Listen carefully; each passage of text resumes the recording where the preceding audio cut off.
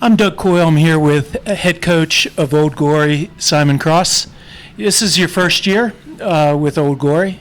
You come with an extensive resume coaching Scotland age grade.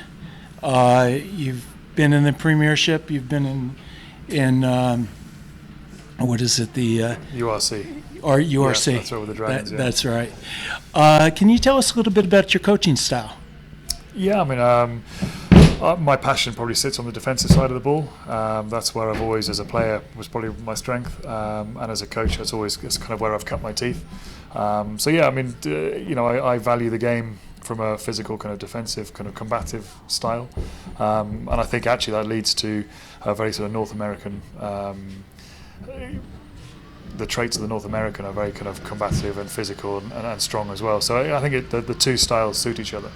I noticed that in your first match with Noah Gold, it was a defensive battle for a lot of the game. Now, you've done quite a bit of community work since you've been here.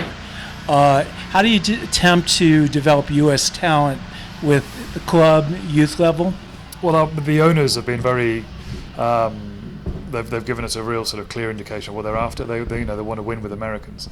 Both Chris and Paul are hugely proactive in the community, both coming out of Washington Irish and Washington Rugby, and so it was very clear for me from the start that one of the things we have to do is get into the community, get into the D1 clubs and the D3 and D5 sides, and try and grow young American talent.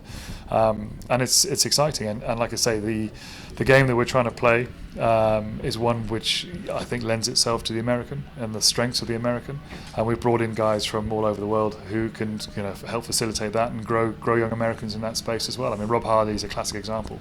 You look at what Rob Harley's doing to the group as a player coach, and he's bringing the likes of Billy Whiteside through, Right. Colin Gross through, and Corey Daniel through in his set piece work. So yeah, it's really exciting, and it's pretty much down to the owners. They've got a very clear picture of what they're after.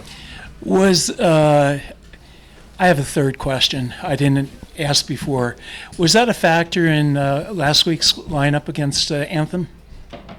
Just developing the young players from Old Glory. Well, I think we've tried to do that every week. I think we're the most heavily American side in the league at the moment, which is great. But at the same time, those guys are picked on merit. We've got a good squad, and I want to use it. So I want to have the ability to take a Jack Ascaro off for a couple of games if needed, or a Corey Daniel, or some of the other Americans who played a lot of minutes over the course of the last 2 or 3 years. So I think I'm really happy with our squad. There's only 2 players so far who haven't made a match day squad. So we've got a good squad, and I want to use it. Good luck the rest of the season, and thanks for talking with me. Thank you, Doug.